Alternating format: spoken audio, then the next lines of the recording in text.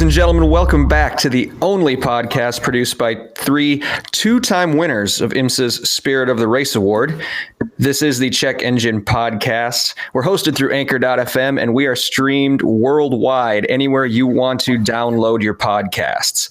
My name is Nick. Andrew and Tristan are here, as they are every time we do this. What's going on, guys? Oh, man.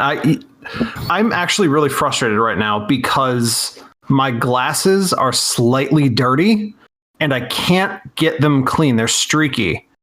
You don't have... Do you have glasses, Nick?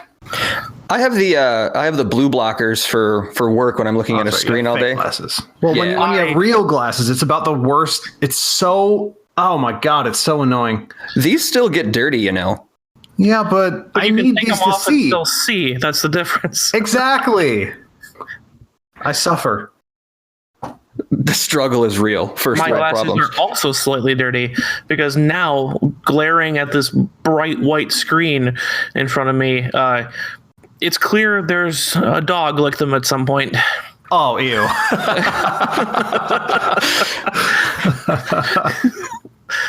That's so unfortunate. See, when you have fish, you don't have that problem. That's true. You could just drop your glasses in the fish tank, but in that case, just get them back out. And they would actually be cleaner, probably. It wouldn't be smeary. Yeah. This is not a podcast about glasses, though. This is a podcast about cars. But this one is actually going to take a slightly different turn. Andrew, after 2 years of recording these things, we finally have a listener question episode ready to Extreme hype. I'm super excited. Me too. These are my favorite types of podcasts to listen to of the ones I subscribe to. So I hope everybody likes it.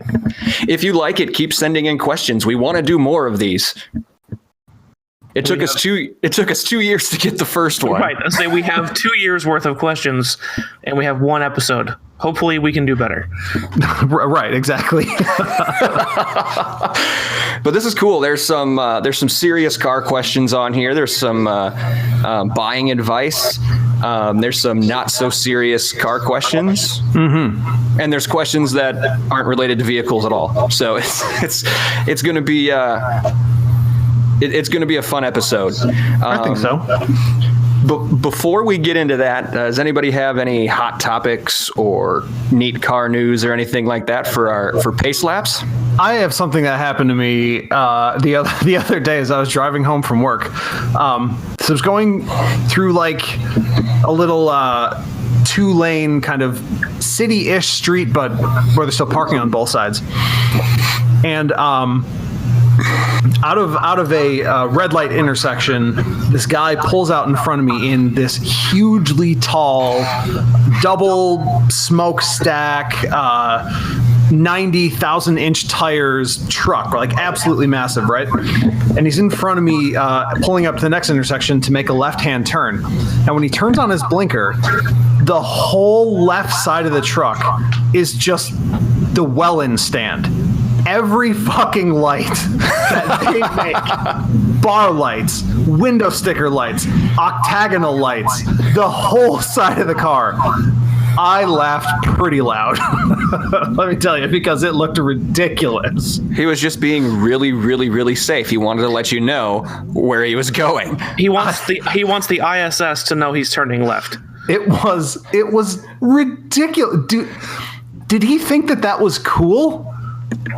Oh, I hope so. Otherwise, he wouldn't have dropped $90,000 on a truck like that, all customized. I guess and I feel like I have to explain this again because I'm prone to over-exaggeration, right? But I mean, so we'll have to take a picture of it this year. When the well-in team, when they have that stand outside their pit box, every fucking one of those lights was on his truck. Every one. Genuinely. That must be thousands of dollars. He just walked up to that stand and said, "I'll take it." And they said, "Which ones?" And he said, "Yes." But he got 2 because they had to have the same ones on the other side. "I'll take 2 booths, please." It's just like, wow, all right. Yeah, I don't know. I saw that just reminds me. I've seen a couple of those trucks that are jacked up like 17 feet. You need like a fold out ladder to get in, like a pool ladder to get into the driver's seat. You can lift it up so that the kids can't get in the truck on their own. And exactly. And like my first question all the time is, I wonder if that thing has ever actually been off of the pavement. 90% of the time, no. Hell no. Because you spent, $120,000 on the truck and $75,000 in all the accessories. You can't get that dirty. All right, so you almost can't. Exactly. It's just crazy. Another thing that got me really angry. There's a new EV startup called Nikola. You assholes are going to be super tight when you find out that other people did things involving electricity. Imagine that. You could call it the Edison. Imagine when they find out about Thomas. Just imagine that. Like the big rival to Tesla. You're missing an obvious thing. What are they going to do?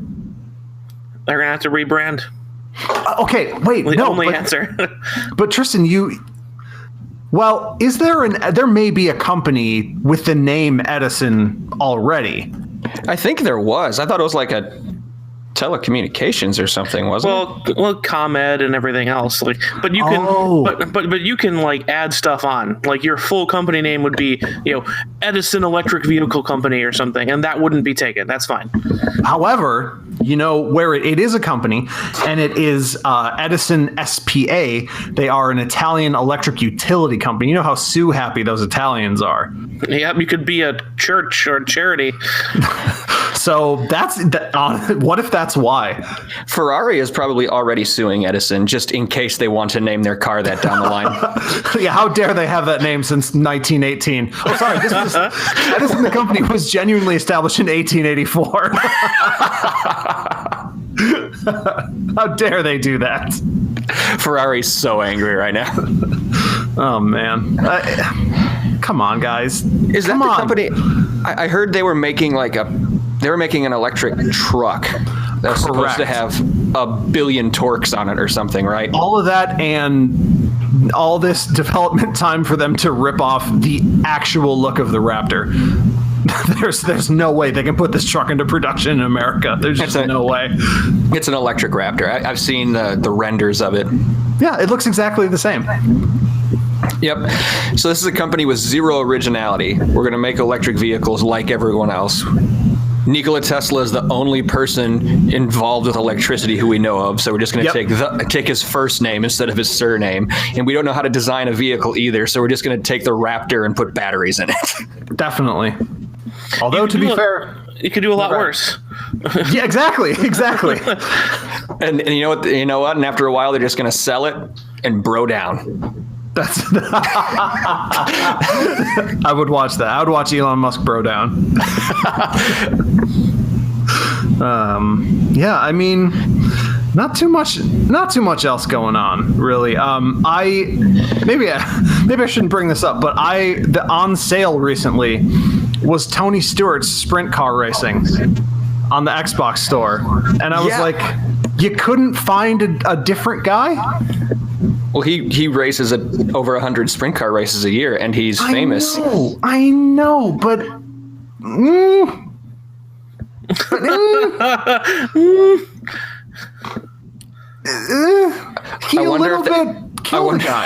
I wonder if there's a multiplayer mode where No. I really need to stop joking about that, because there was literally nothing. It was absolutely not his fault. There was nothing that he could do. But not Tony Stewart, right? Yeah, but give me another name of someone you could tie to a sprint car racing game. How about just sprint car racing? How about the league? Well, if it's actually not affiliated with the, I don't think it's affiliated with like World of Outlaws or anything. Well, then maybe there was no other choice. Or how about they just get a sponsor? How about they just do like Monster Energy sprint car racing?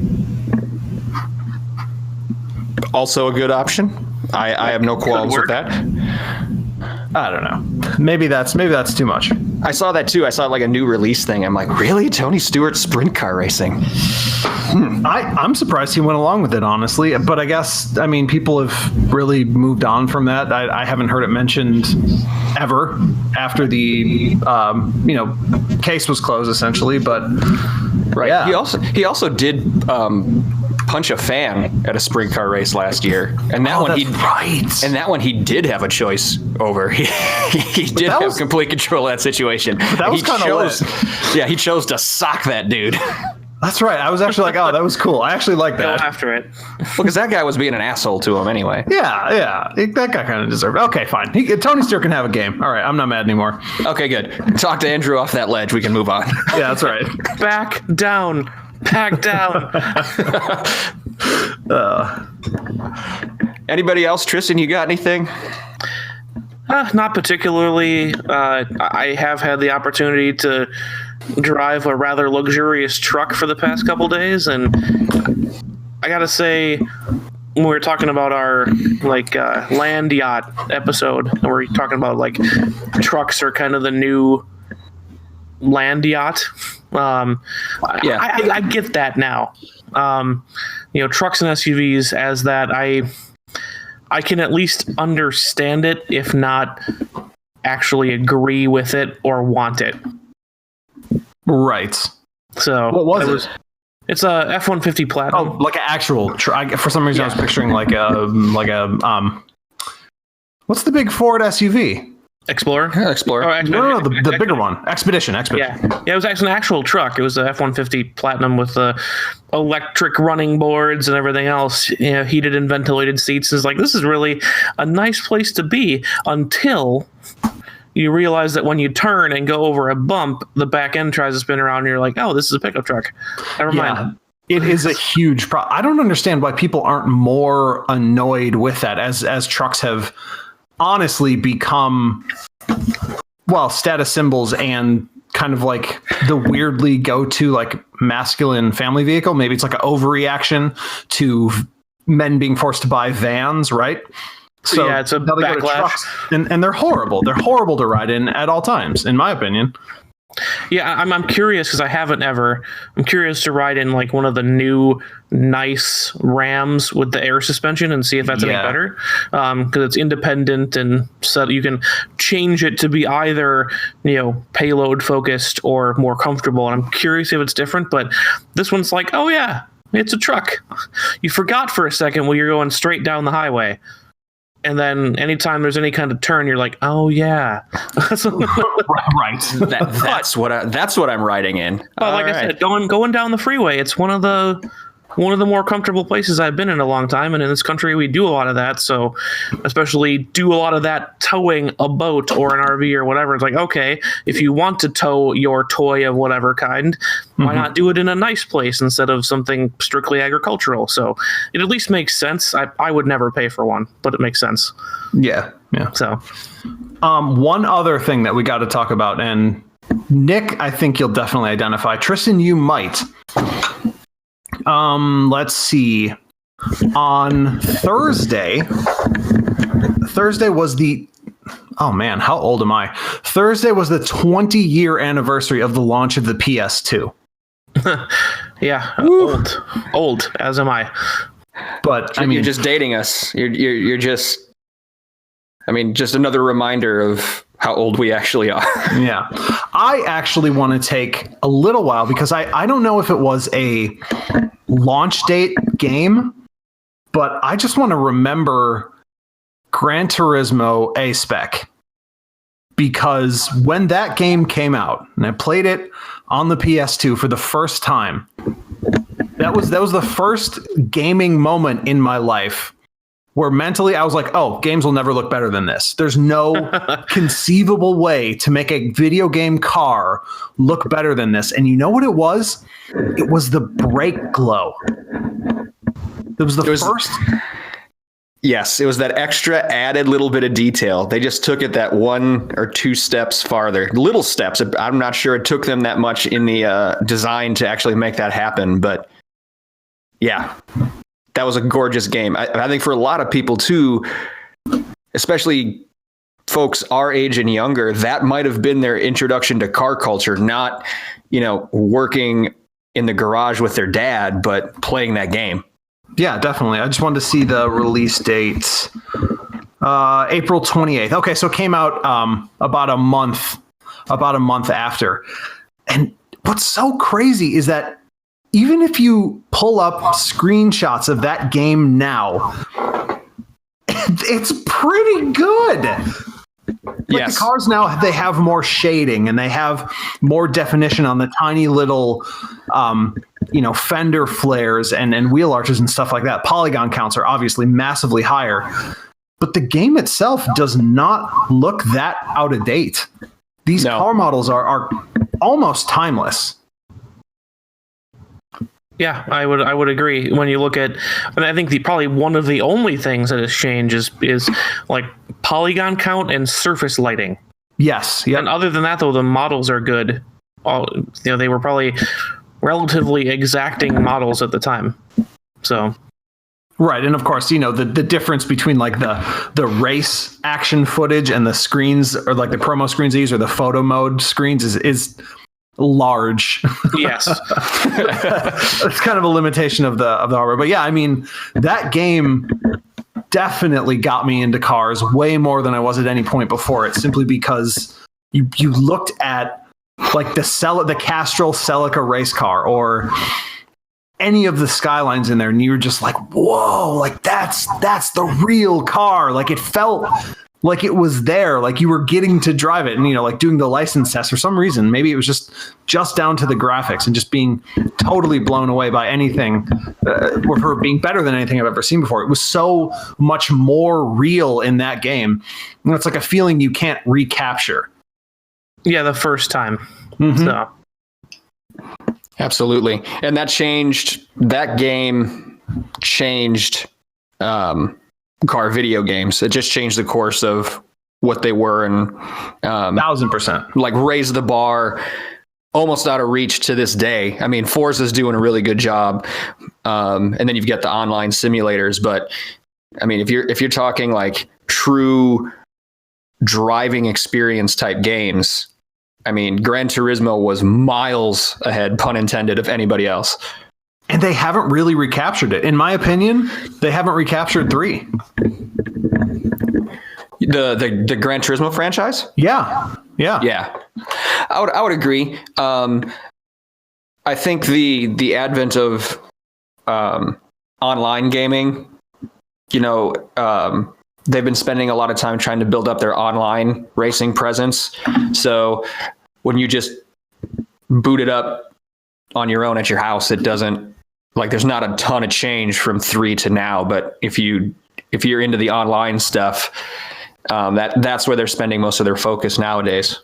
But up front, the difference isn't that staggering anymore.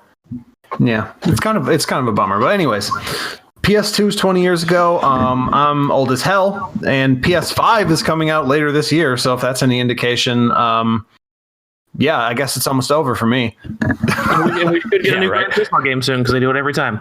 I was gonna say maybe a new GT game.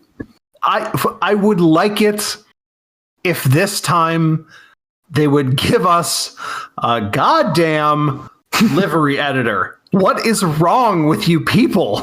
Why do you hate me? The last one has a livery editor. But it's not as good as the Forza one. They finally brought it in, and it's kind of crap. In my opinion, anyway. I don't know. I've had a good time with it. Nah. I want a meaty one. There's no... Nah. I didn't feel like there was any meat to it. Really. A lot of it is just decals. Exactly.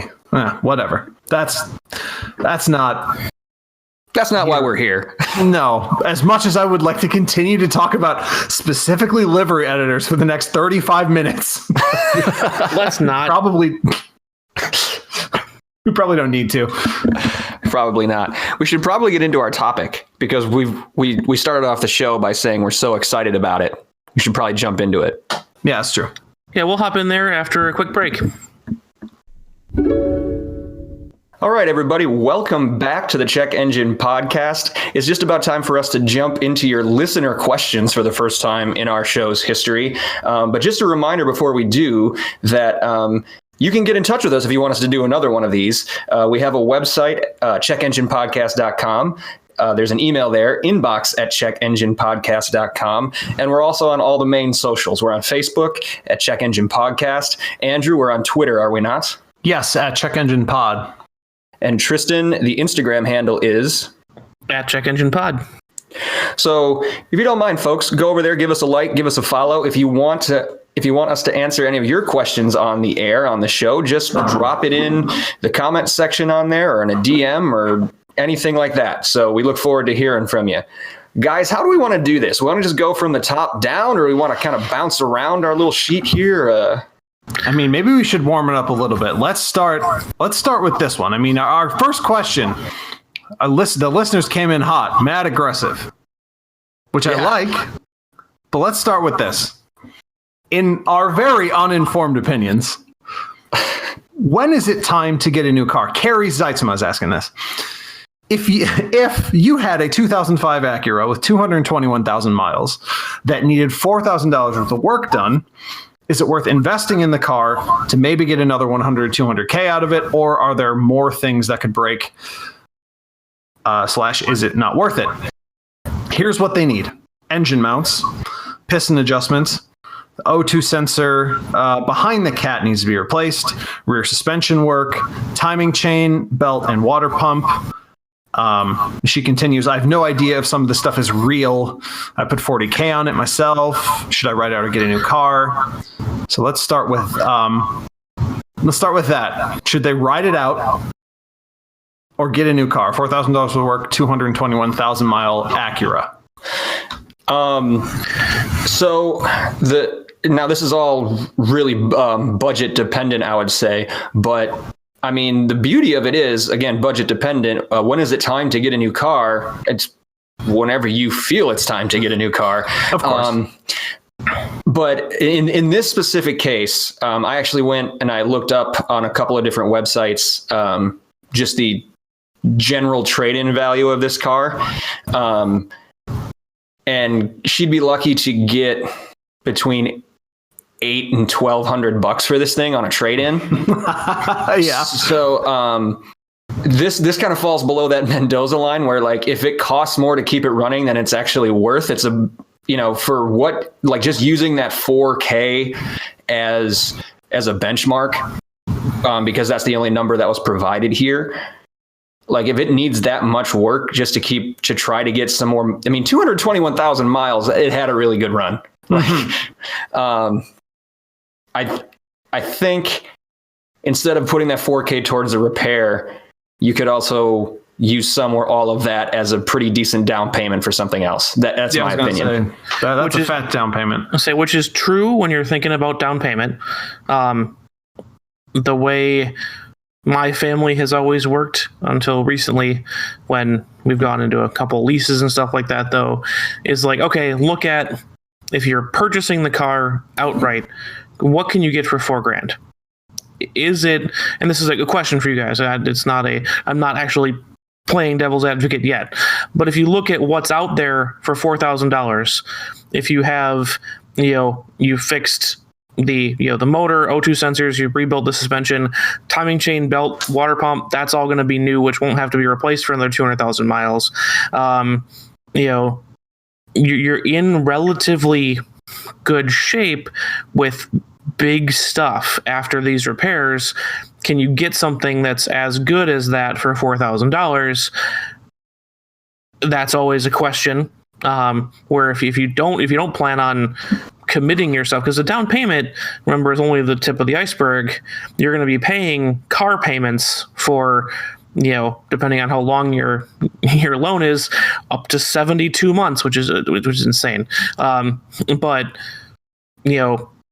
if you'd rather have the car paid off and put $4,000 into it, every month that you don't pay a car payment on that $4,000 that you put down to get it done, you come out a little bit more ahead every month. And if you can keep it, and your mechanic is actually telling you, it says maybe to get another 100 or 200,000 miles out of it, even if you can get the low end, if you can get another 100,000 miles out of this car for $4,000, that's not a bad deal either. I disagree. This car is at the end of its life. Throwing money at it is a waste of time and money. It's time to get a new car. Sometimes it's okay that things are going to die. Functionally, she's looking at purchasing a new car for a car that's not worth purchasing. So probably should just get the new car. Right. And if you guys look down at the last line of her question, she's a caregiver and she takes her clients on outings. So she would need at least a 6-passenger. So keeping this 2005 Acura, which I'm assuming is a sedan like a TLX, I have no idea, running is not going to be feasible. I mean, you can look at a used Honda Odyssey or a Caravan or something like that, and a $4,000 down payment or up to would be a decent down payment there. I totally agree. Yeah, that's fair. I mean, if you just look at the list, I always love the sound of people talking about the value in repairing cars as opposed to buying new. And there always is value, and there are always reasons to consider it. But especially when you're talking about the difference between a 2005 car and a 20, somewhere in the 18, 19, 20 range, they're functionally completely different vehicles. Yes. They're almost different kinds of things given the explosion in technology, safety, blah, blah, blah. We don't need to go down the list, but that's the upside. And that's, like I said, that's an argument that I wanted to bring up so that we could say that we considered this and not we're not just, wasteful millennials always buy something new, blah, blah, blah, whatever bullshit. But if, had to bring it up because there's also the flip side, which is, you're going to get an actually better thing out of this. And especially if you are a caregiver, especially with safety, you almost can't put a price on that. And then all the hassles around, because the question is there anything else that could go wrong? Yes, there will certainly be something else that goes wrong, and it's going to have to be fixed. It's probably looking at it going to be minor, but still will be fixed. Your car is going to be out of commission for a while. A new car, you're going to probably have less of a chance of that. So if it's your livelihood, you end up being, in business more often. So I do agree. I think it's time to buy a new one. I just wanted to bring that up. Yeah. From just looking at this list, I kind of had a realization here. At this point, with 221,000, blah, blah, blah, this list of problems is less a regular person's list of things to get repaired on a car, and it's more of just a Jalopnik article.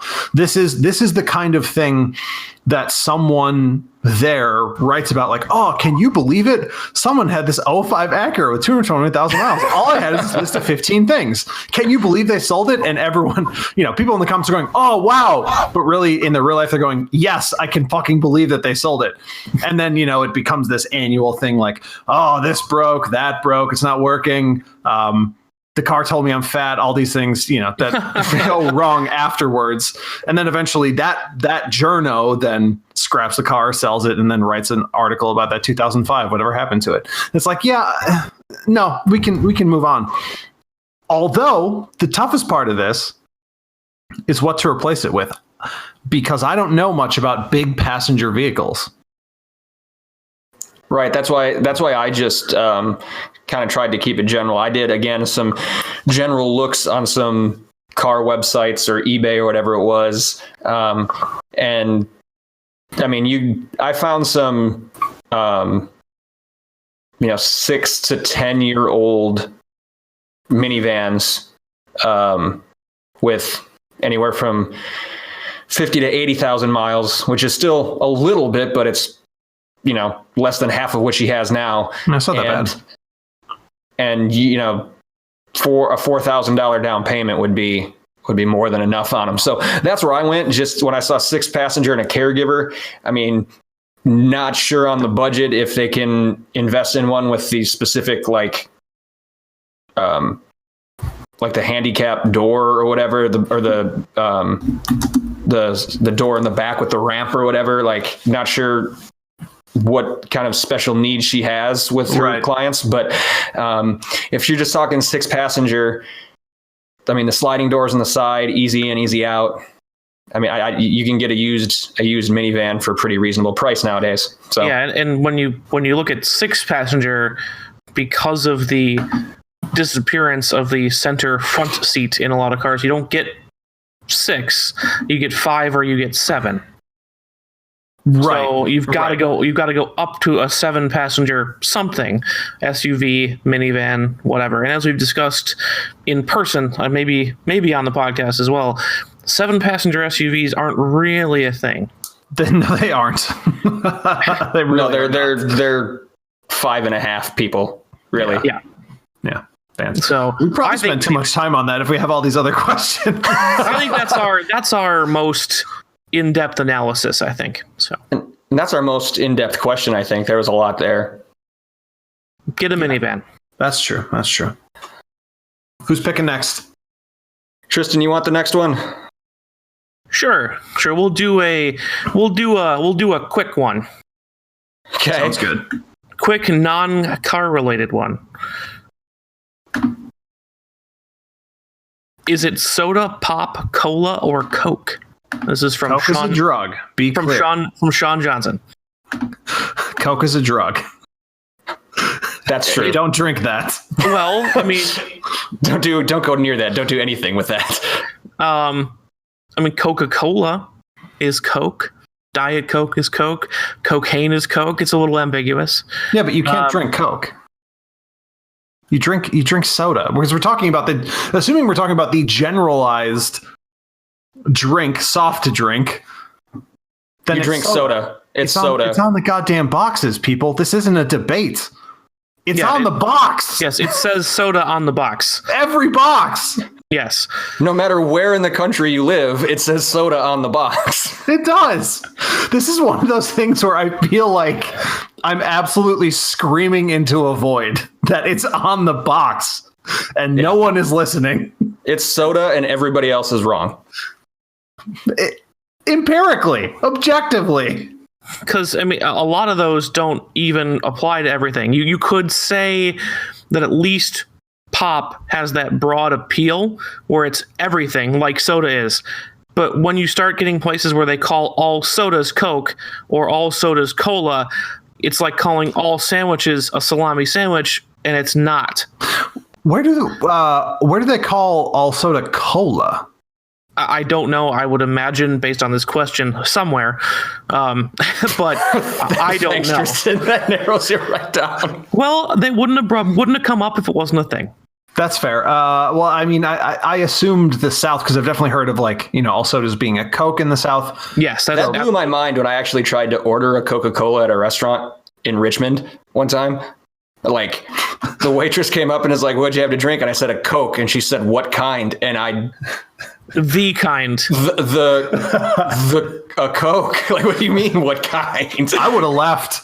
And then, but then they hit you with the, Coca-Cola. Oh, is that how you have to say it? Yeah, because Coca-Cola. Because nobody will understand you if you're saying Coke, because that's just soda. You want a Coca-Cola because that's a specific one. Genuinely, I would leave. I'd feel like, oh, never, no, can't do this. You know what? I'll just stick with water. Thanks. What's going to happen if you go to order that? But then at that point, I don't know what else you're calling anything. So if I order chicken strips and you ask me what kind, I might die. I would panic, certainly. All right. So unanimous, it's soda. It's soda. Sure. Everybody else shut up. All right. Who's next? All right. I'll take one. Sean gave us so many questions. Thank you, Sean. I'm going to stick in his little grouping here. Would the three of us prefer to take Check Engine Podcast full time or keep our day jobs? Well, I think that's a silly question. Definitely. I would love to take this full time. 1,000%. 100,000%. If you could like we're passionate about cars. It wouldn't be work. Like we'd be working hard at it, but it wouldn't be work because we'd be loving every second of it. So I think usually in a lot of circumstances that phrase like, oh, if you're doing a job you love, you never work a day in your life. Nobody actually does that except for a very few people. Yeah, it's true. People who are getting to do podcasts full time, YouTube channels full time, and even some of them, I've watched some YouTube videos like, what is my day like? It's like, well, I get up at 5 a.m. and record 9 hours of content. It's like, oh God, that actually does seem like work. So, I would want to take it full time if we had the audience and the time and the money. But, we'll see. You guys, fans, that's up to you. Yeah, that's true. Sean, you and everybody else listening are the ones who can help us get there. So spread the word and keep supporting us, and we'll see what happens. But yes, definitely, we would love to take this full time. Yeah, I mean, look at the huge success of Dinner with Racers. Look what they're doing. I mean, they have the template, right? Yep. Yeah, multi-platform content, the whole thing. Yeah, shout to them. Well, I like this one. Which of the three of us would win in a fight and why? From Sean also. I vote Andrew because he's mean enough. Now, should first off, watching any of the three of us fight will probably be the funniest / saddest thing you see all day, because I don't think any of us are fighters. I know I'm not. No, I'm not. I'm not. But here's the thing. I'm really bad in fights because all I do is laugh. I think. Is it nervous laughter? No, because I mean, maybe a little bit, but I genuinely think that people who get so mad that they wish to do you physical harm are the funniest kind of people. It's like, how are you this? How are you this dumb? Yeah. It's like, so honestly, I can say that aside from middle school roughhousing, I've never been punched that hard in the face. Because when you laugh at someone at that moment, they're utterly humiliated. I've never been in a one-on-one fight. I was part of a general rugby melee when there were really quite nasty things being done by the other team, and a fight broke out in an otherwise upstandingly violent rugby game. And it doesn't work as well against multiple people because that's a different situation. Because you could be standing down someone in front of you by laughing at them, and then you just get cold cocked in the side of the head. Yeah, that's way different. Yeah. That's more like just an escalation of what was already happening because it's rugby. Yeah, and it was everybody. It's hard to do that to everyone. Someone won't notice you're laughing at them and still mess you up. True. Yeah. Yeah, I mean, I've been like collateral damage trying to break up fights, but I have never like been in one. Like, that's really funny too. Where I've just like squared up somebody and went at them. So it'd be pretty sad, Sean, to see the three of us. Also, is this like the three of us in a cage and last one standing, or is this like me versus Andrew, me versus Tristan, like one-on-one type thing? I assume hypothetical 1v1's not like a tournament style. But I think Nick might win. He's in the best shape and he has the longest arms. Reach. He's gonna have the reach on me. I can go low, but once I get down there, I won't get back up. Yeah. I was gonna say, plus, Nick's got the cardio shape though. He plays basketball. That's super important when you're fighting because 15 seconds in a fight is an absolute eternity. Yes. And at 30 seconds, you're like, wait, what? No, why are we doing this? Most fights don't last that long. No. Definitely not. 30 seconds, you're like, holy shit. Unless you're being paid to do it on TV. Right. Let's take a break forever. Yeah, I thought that too initially. Like, okay, so I'm in okay shape. I'm taller. I've got the reach. But Tristan brings up a good point. Andrew has that general lack of empathy that could really help him here. That's true. If it wasn't funny and you were being forced to fight, maybe that would change your opinion on just laughing it out. But that would still be funny. Being forced to fight is even funnier. See, that's the thing. In a situation where I would be forced to fight, I'd never make it to the cage because the dictator would murder me for laughing at him. Not the dictator. You won't even make it that far. Well, yeah, exactly. Some commandant would kill you. The squads, as it were. Yeah. It's pretty funny. So I think after talking about this way too long, I think the answer is we're not really that sure. No, we're not sure. We don't know. All right, Tristan, what do you got next? Let's see. How about any weird car trends that we're all secretly into? It's another Sean Johnson question. I mean, it's not a secret that I really like differently colored seatbelts, but that is one thing that I've been seeing in a lot of different places that I'm super into.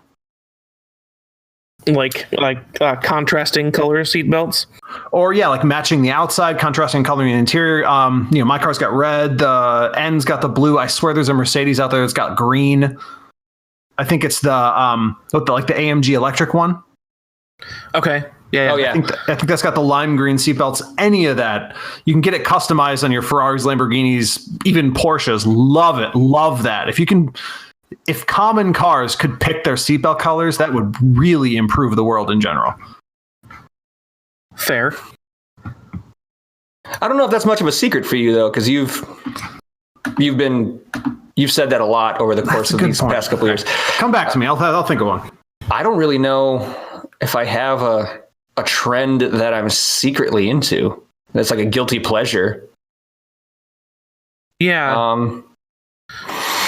That would be the question for me is like, am I secretly into it?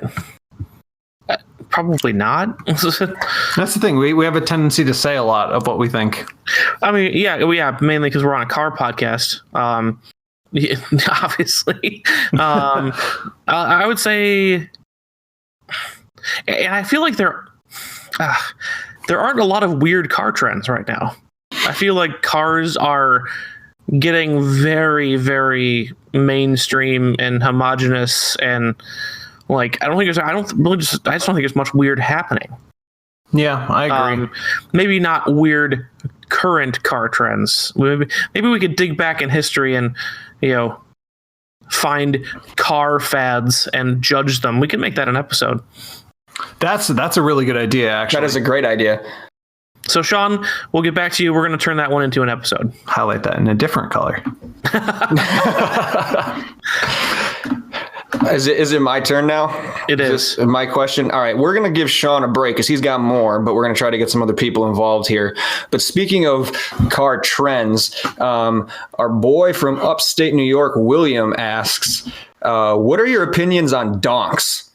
What makes a good donk or a bad donk? Are they all bad or are they all good? We talking fat asses? Well, yeah. Let's try to make sure that the listeners or the three of us know exactly what he's talking about when he says. Or donk. the three of us is really funny. Yeah, because I had to look this up. So did I. I had no idea what the hell he was talking about. So for those who don't know, if you Google like donk or donk car, definitely Google donk car.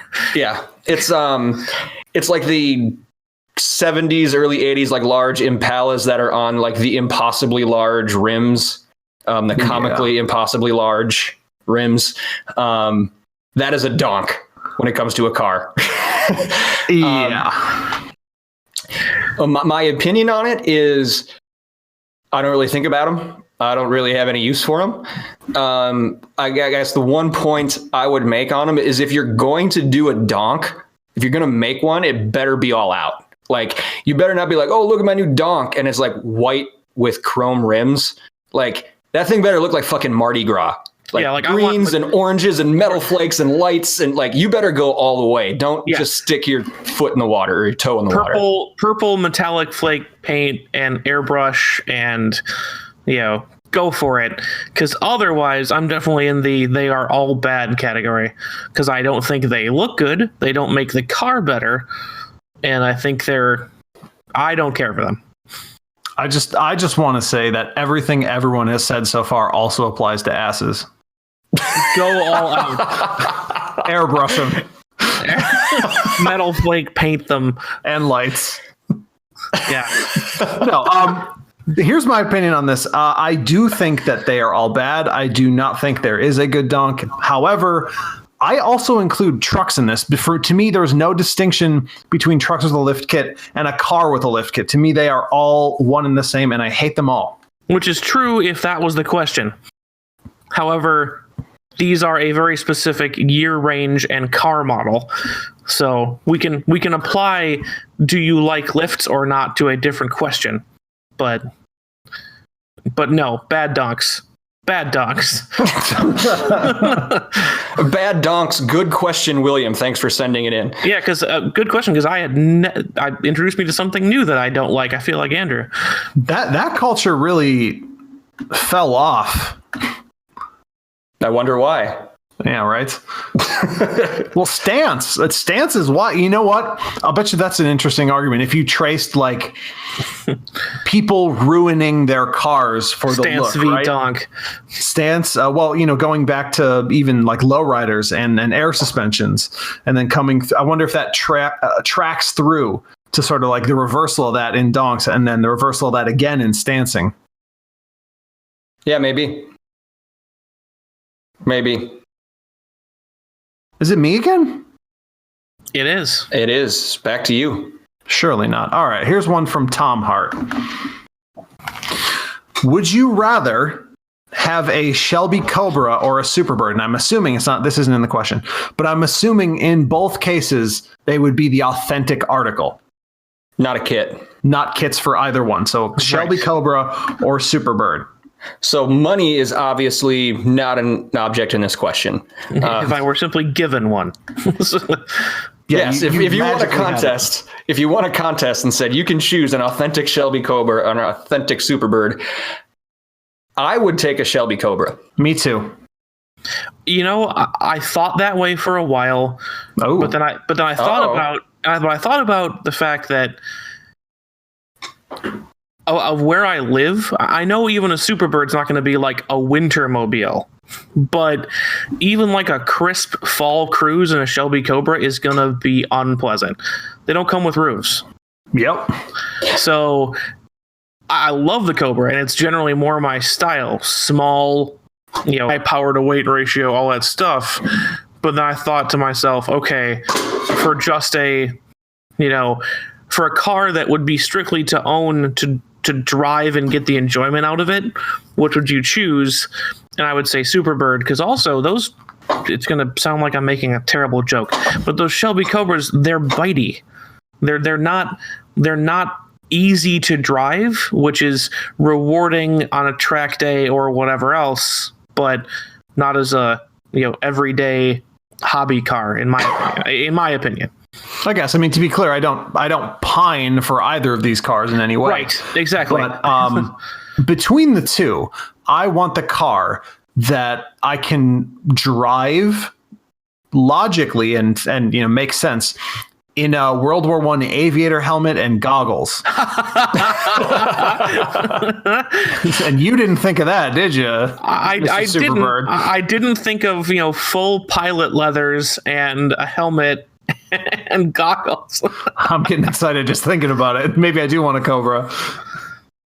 I think you want a Cobra for the wrong reasons, but sure. What? Wait. Why is that the wrong reason? Like, you can wear a helmet and goggles with any convertible. It doesn't have to be a Shelby Camry Cobra. Solara? Are you insane? Morgan three-wheeler. No, a car, not an asshole mobile. A car, man. Caterham 7 without the roof.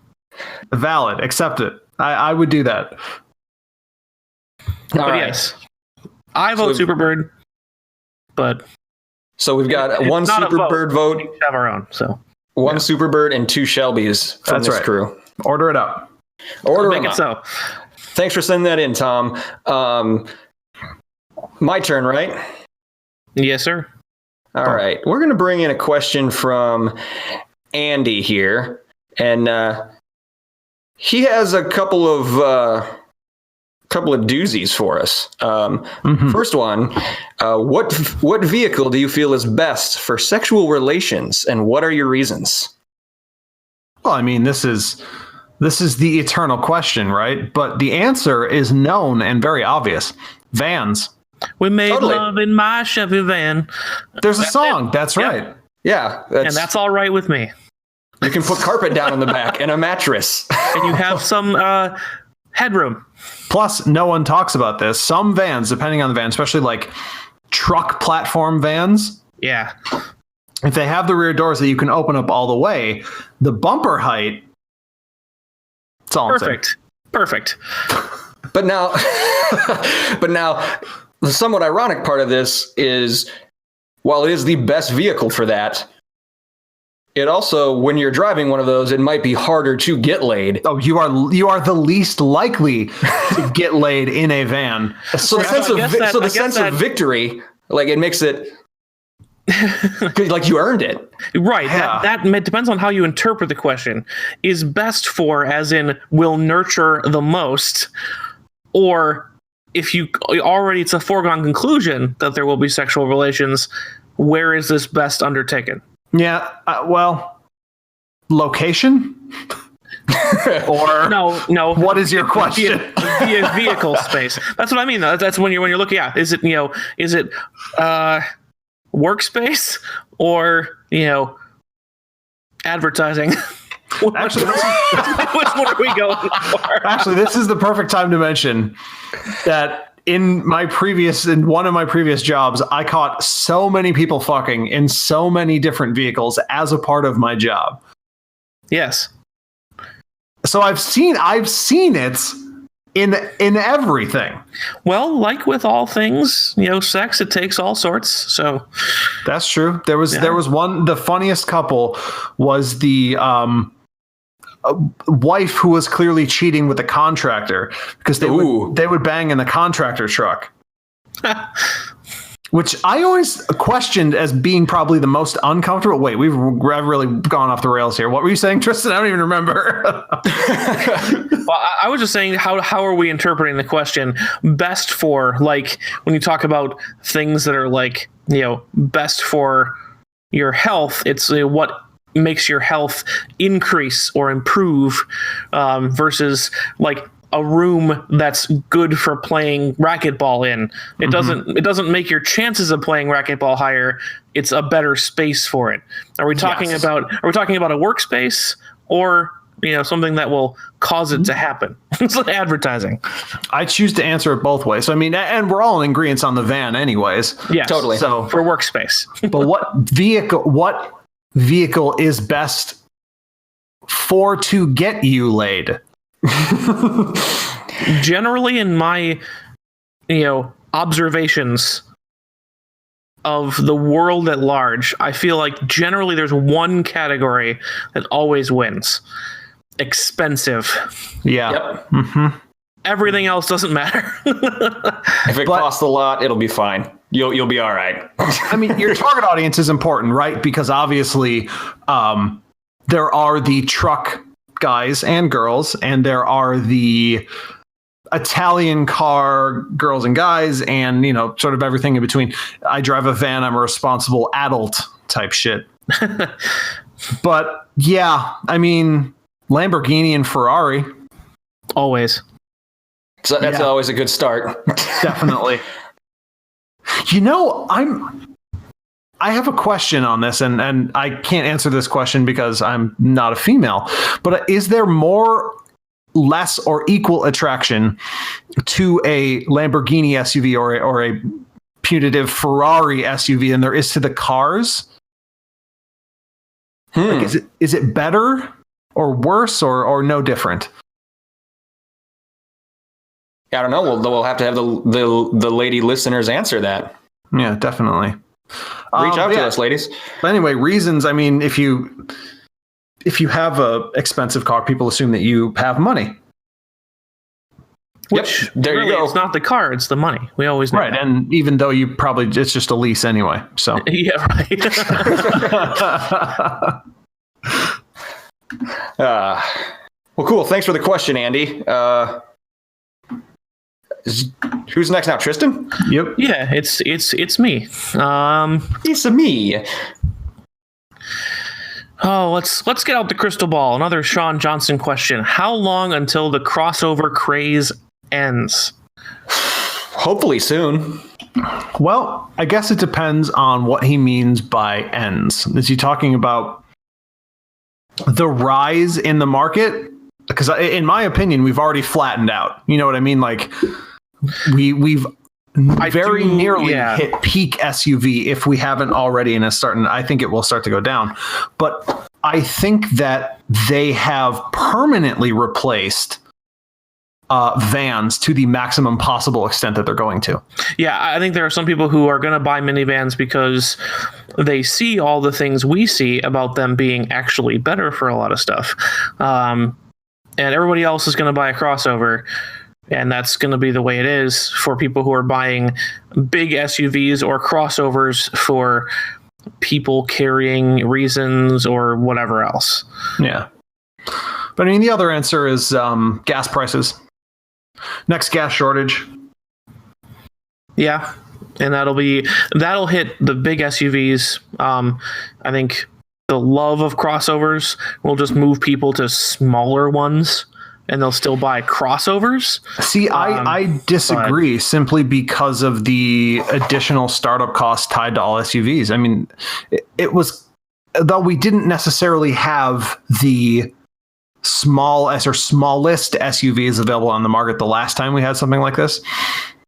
What happened when the last time we had a huge recession combined with a massive surge in gas prices, people stopped caring about anything other than bottom line cost. Which is true. If you're going to pair those two things together, if it's just gas prices, then no, I think you're going to still see crossovers. But if it is a full-on recession where every penny you can save on the actual vehicle itself matters, we're going to go back to cars. And also Ford's going to be totally screwed. 1,000%. Yeah, because no one wants that little EcoSport, even if it is the same. It's more than a Hyundai Accent, but whatever. Yeah, you're right. It would have to be both things. It would have to be the gas prices and the recession. Otherwise, you're absolutely right in the fact that people would just continue to buy smaller SUVs. Yeah, smaller hybrid. Eventually, even if gas prices reach infinity, you're going to still buy electric crossovers until the increased base price of a crossover begins to matter. Yeah. So it sounds like we're saying not anytime soon. No. I mean, I think we're at stasis. I believe that the craze is more or less over. And I think that if you look at what manufacturers are putting out or were going to put out, that you can kind of see the market having already made the shift.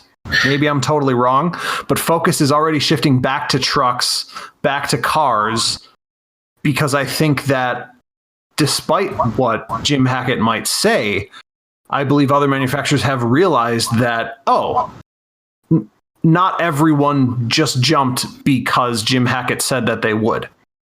That's true. I think the craze is over. If you define craze as like people shifting to them away from cars because they're the hot new thing. Mm-hmm. But I do fear that a general preference has set in versus a craze. Could be. So yeah, it's just ingrained now in the culture, in the life. You go get a crossover. Yeah. I'm perfectly happy that people would go get crossovers. That sounds like fun. Just don't touch my cars. I'll keep those. You get that. We're all good. Everybody should be able to buy what they want. The problem that I had with crossover buyers is that they were taking away my station wagons, but those are dead now anyway. I can move on. Yeah, it's over for that, man. All right, is it back to Andrew now? I guess. Man, I'm really bad at remembering. That doesn't matter.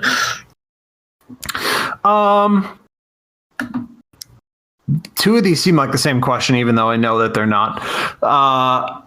GIF or GIF. I mean, it's just GIF. The creator waited and said it was GIF, but he was wrong. So death of the author, man. It's GIF. It's too late. Yeah.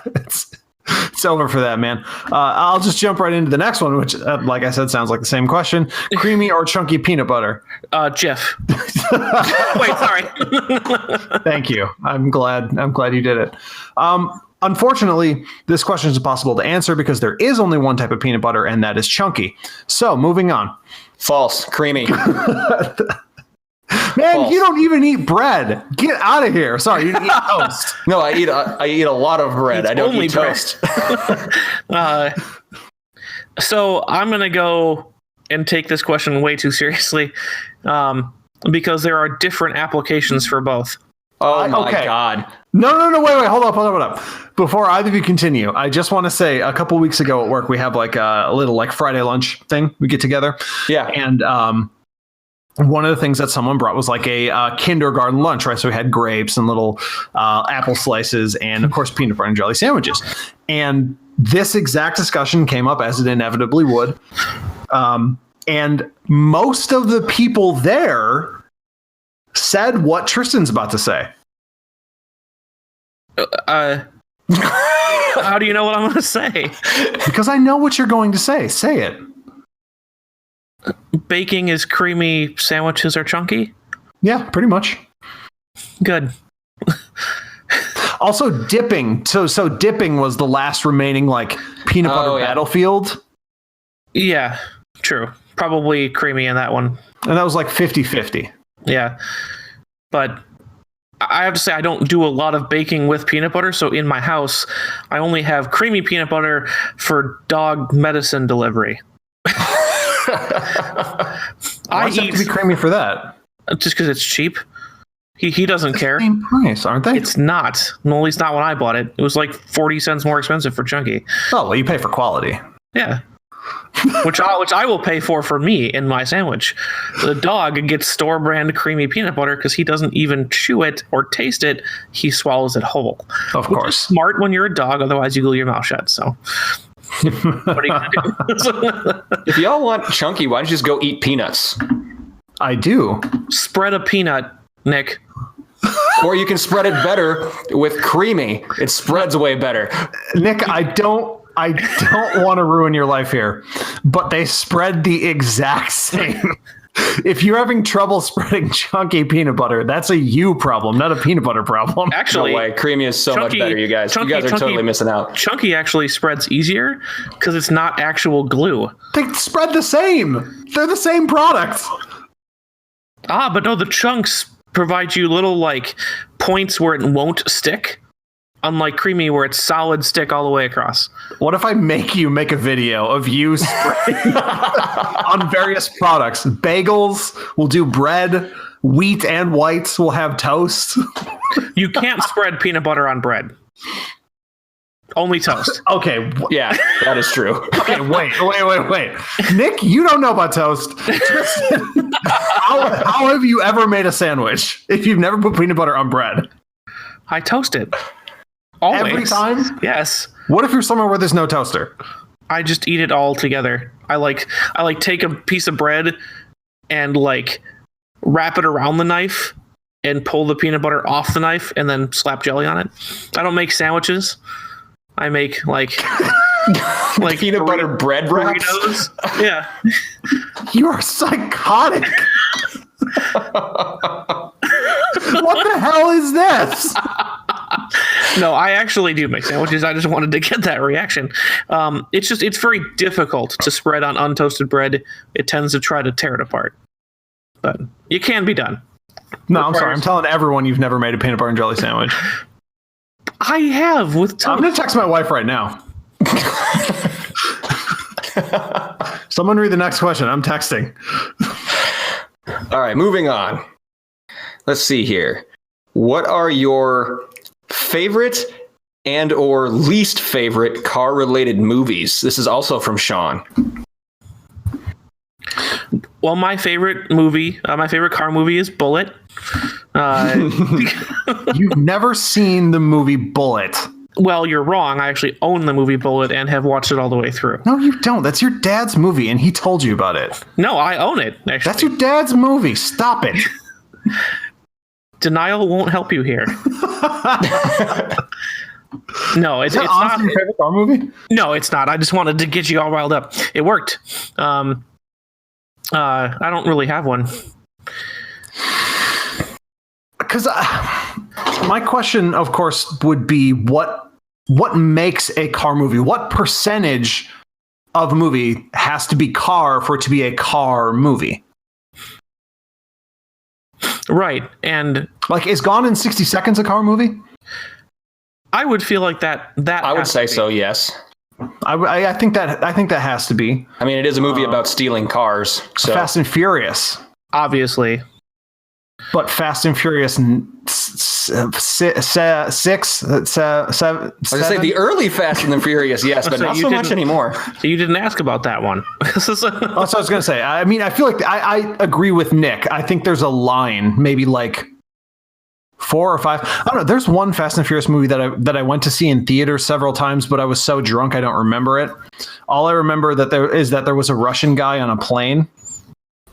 Oh, I haven't seen that one. Okay.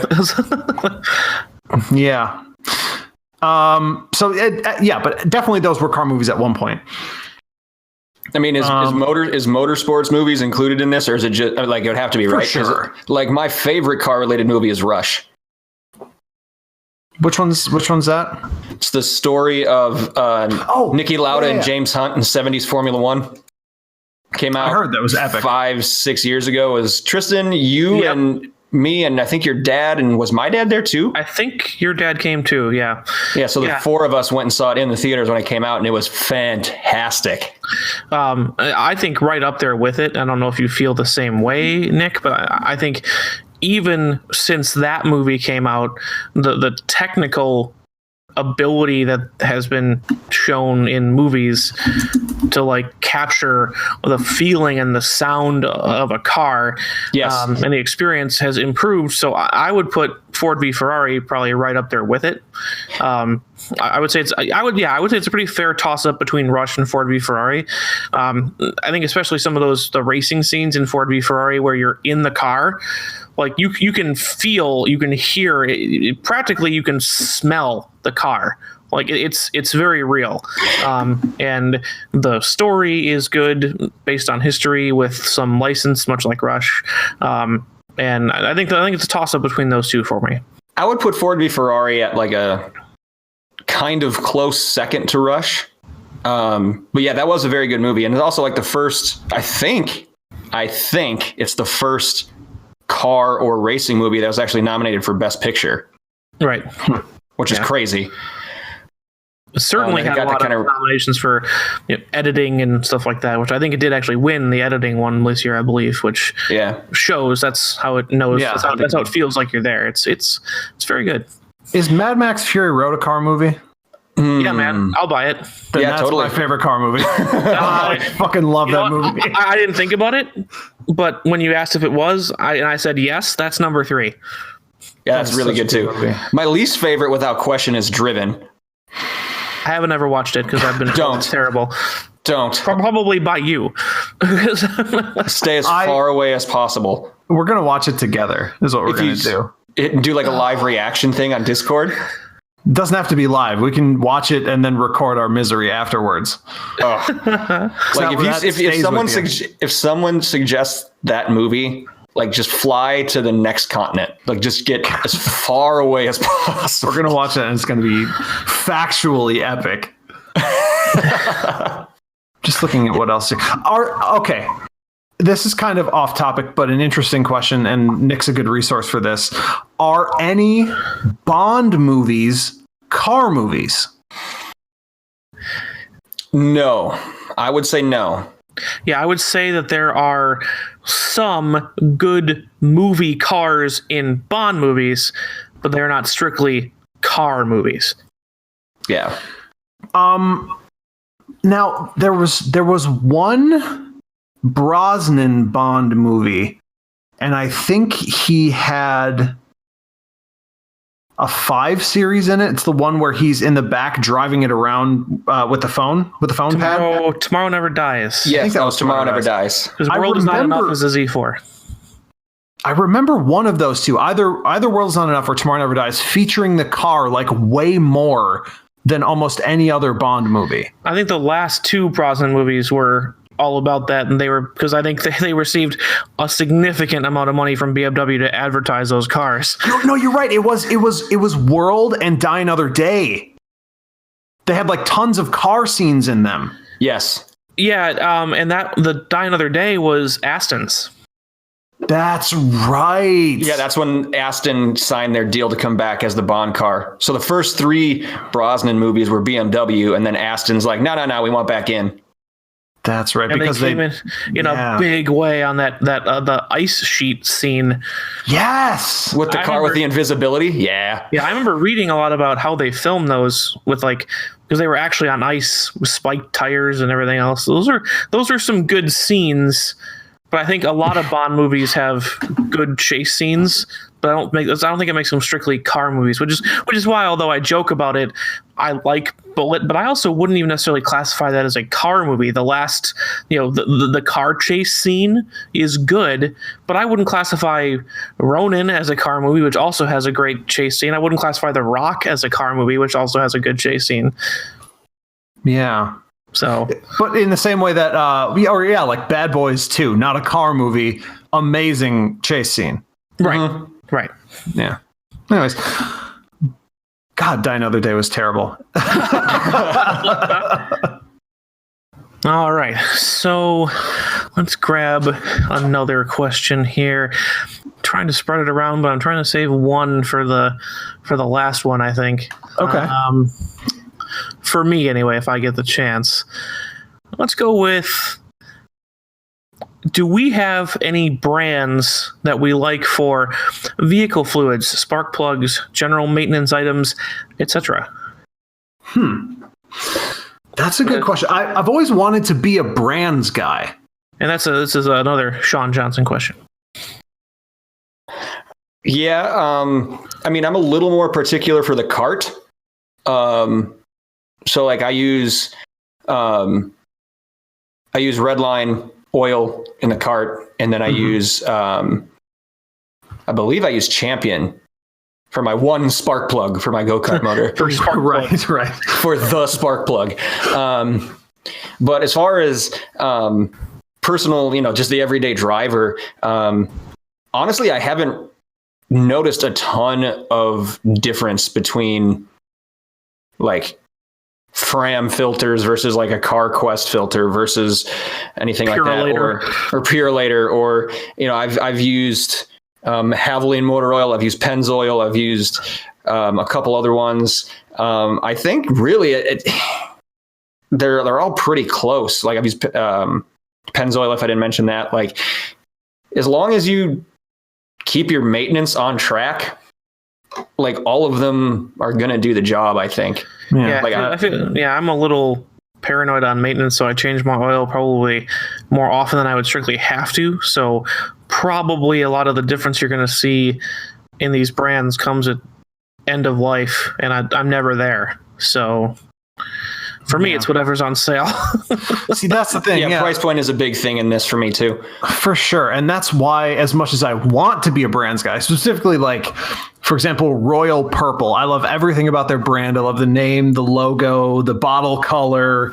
I think it's all like super cool. And I feel like you'd look cool if that was on like the wall in your garage, right? Because you definitely look like you know what you're doing. You'd look like a car guy. Yeah. But then it's like 3 times as much as the mobile, and then you look at the tests and it's like, oh, this is literally the same product. Right. It's 3 times as much as the mobile, and it's about 4.5 times as much as the Amazon Essentials, which tests the same. That you know what? That is an interesting point. Like the availability of results-based testing has really kind of ruined, in my mind at least, the I don't know what prestige brands, is that what we want to call it? Prestige brands, even regular name brands to a certain extent. I think just online shopping and the fact that you can get all your answers instantly instead of having to go to a store and ask someone's, quote unquote professional opinion, but that would still sway you back in the day. Like, oh, this guy who works with it on a daily basis thinks I should use this. Well, now you can just go find that answer for yourself. And it's like, oh, they're not really that different. Yeah. And plus, I really do think Amazon played a huge role in this, pulling back the curtain on prestige brands selling themselves on regular store shelves under store names. So basically now, when you see an Amazon Essentials version of something, that it is another brand's product, but you don't know which brand. And there's tons of people specifically with cars, and like Amazon's oil is like, people know what that company is. If Amazon has spark plugs, someone knows what that product is, and you're just not paying for the name. Costco is another perfect example. Yeah, or like Costco for their liquor, they'll take the same run that is producing Grey Goose vodka, but have a little bit more towards the beginning or the end where it's not quite as good. Yeah, it's like that B stock, right, or whatever. Yeah. But I think a lot of that's it's like okay, before we add the one additive that makes this oil 2% better but twice as expensive, we'll sell it to Amazon. Right. So I haven't ever put Amazon Essentials oil in there, but I have read that it is actually pretty good. I use it for my snowblower, which, I mean, there you go. Use vegetable oil probably. Don't use vegetable oil in your snowblower. Crisco, yeah. Just a nice chunk of lard. Just kind of cram it in there. So no. I think we don't have a particular brand affiliation for any of our maintenance items.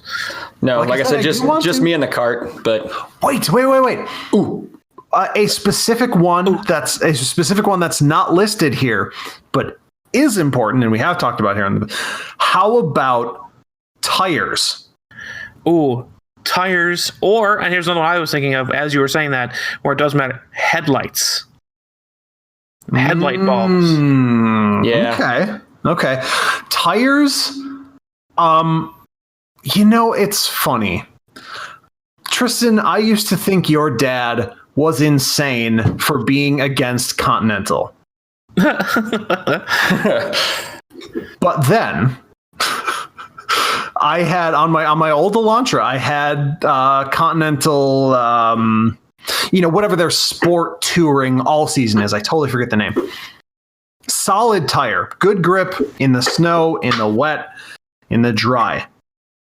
But it had a problem because so I had 17s on that car, not like extraordinarily sporty rims, nothing like that. For no reason that I know of or can think of, I had catastrophic internal sidewall failures on 2 different sets of tires on that car. 2 different sets of the same exact tire, same exact brand. So I don't buy Continental tires anymore. That's I can't think of a reason that would have happened. Yeah, even on tires, there are a few brands that I don't like, but it's more of a dislike of certain brands and not a love of others. Like, I don't care for Continentals, and I don't care for Falcon tires. Mm-hmm.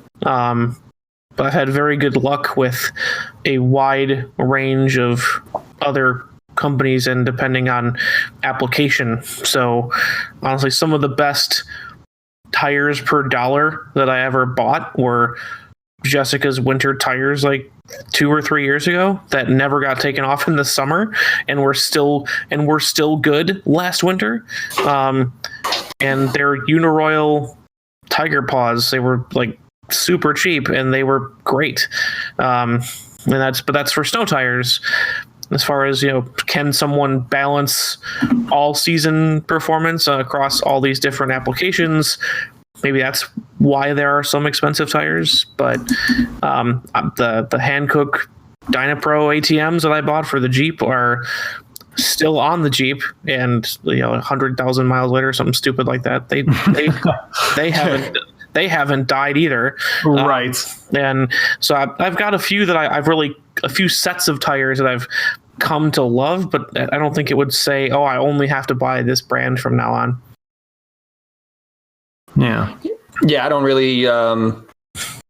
Same thing as my fluids. I don't really have a brand. A lot of it is just price point and availability. Again, if you handle your maintenance, you do your rotations when you're supposed to, all those types of things.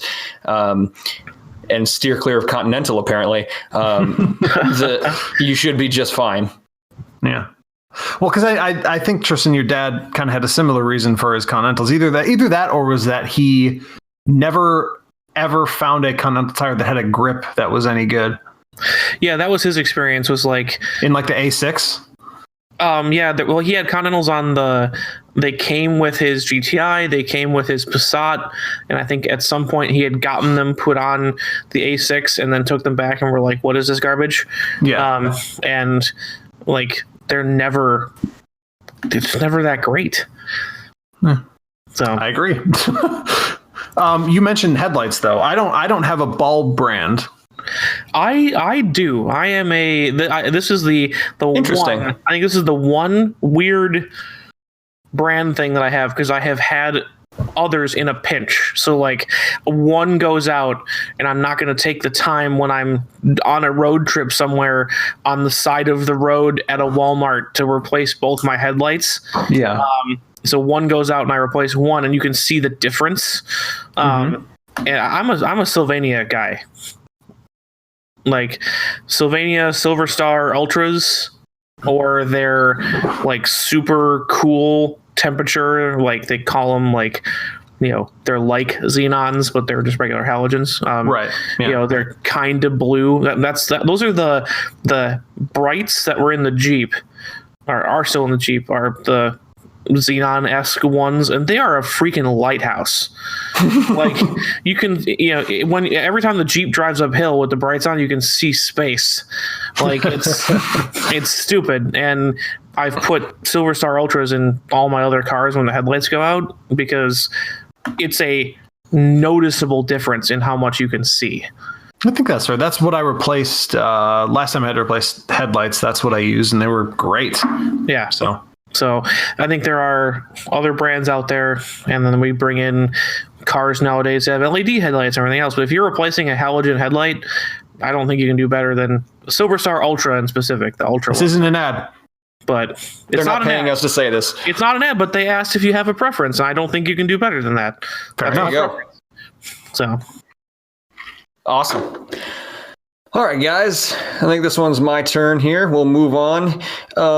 We're getting down to it here. The last few. I want to move back up and take this one from Andy, who was very creative. So Andy asks, which brand of blinker fluid do you feel is the best to use? Are there any benefits to specific brands? And should I switch to a lower viscosity blinker fluid in the winter versus higher in the summer? That way my blinkers don't slow up or get, quote, bogged down in the wintertime, which would be a safety hazard. Well, guess what, Andy? Do I have a brand for you? I actually did a little research here, and I found on eBay Willys blinker fluid. I'm gonna read the label here. Tell you all about Willys. Yeah, please. It is a synthetic blend. It is LED and filament compatible. Maximum strength, 10,000 blinks guaranteed. That's not that many. Is that the best you can get out of a modern day blinker fluid, even a synthetic? I mean, for $9.95. Okay, all right. Well, we did say what looks like a price gallon. point was an issue. That is true for our other vehicle fluids. It's always an issue.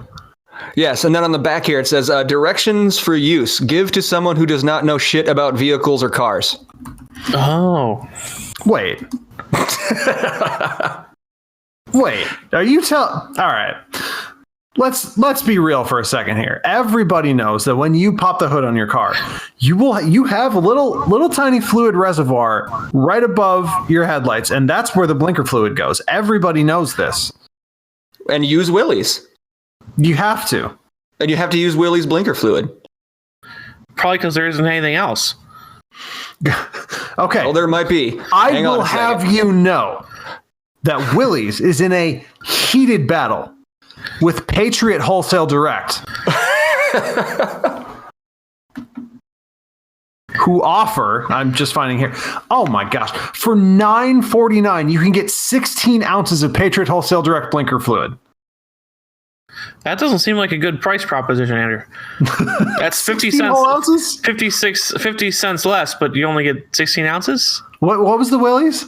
Like a gallon. Whoa, okay, whoa. All right. Yeah. Although you can get this in a combo pack with dehydrated water. Does it also have elbow grease? Is that I'm in? You know that it actually does, right? It does. Ooh, I just found one. Headlight fluid. I just found one that's good for 20,000 blinks for 16 ounces, and it's DOT approved. Oh, no, okay. What brand is that? That's what I need. It just says blinker fluid. There's not a name on it. Oh, crap. House brand. House brand. Roundies. Here's Dime City All Purpose. They've had a seal for 10 years. Seal graphic for 10 whole years.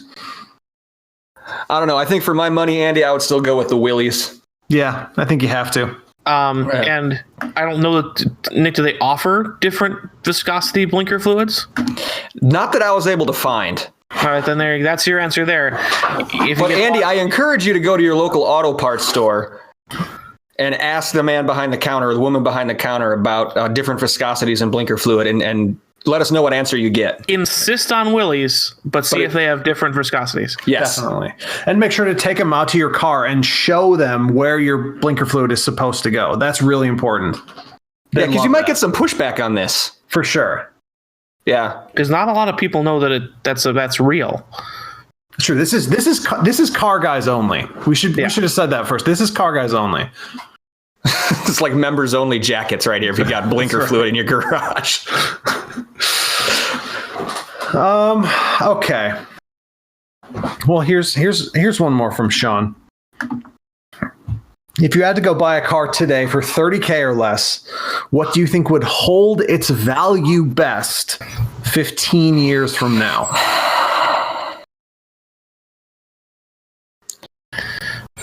That's tough. These questions are kind of, they sound good, but they're a little bit boring, and here's why.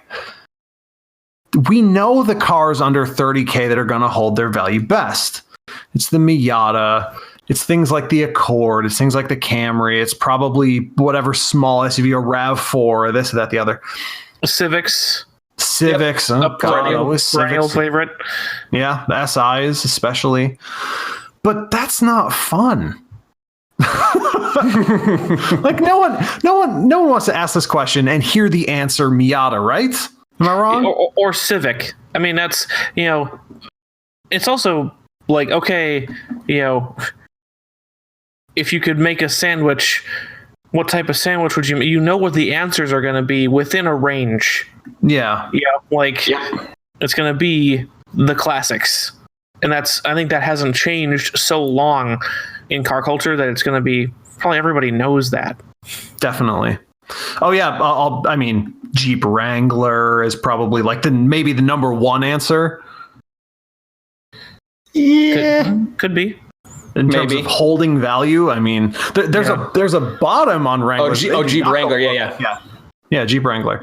I was thinking Cherokee for a minute. Never mind. Sorry, no, Wrangler. Yeah. So how about we go through a few cars under 30 and assess whether or not they will hold value and or just make fun of them?